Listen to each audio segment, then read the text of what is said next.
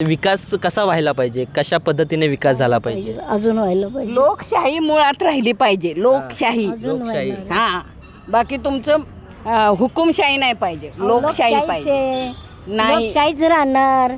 इथं हुकुमशाही येऊ शकत नाही. मग तुमच्याच वार्डातली कशी नेली, आम्हाला का नेलं नाही? अरे त्या पण भांडणं तीन लागायला मध्येच आहे. त्या पण 3 मध्येच आहेत पण वार्डमध्ये. तरी आम्हाला नेलं नाही. इकडचे त्यांच्या ह्यांना जायचं नाही म्हणून यांनी सांगितलं ना. नाही. हा. मुलांनी नाही पाठवलं. नाही पाठवलं.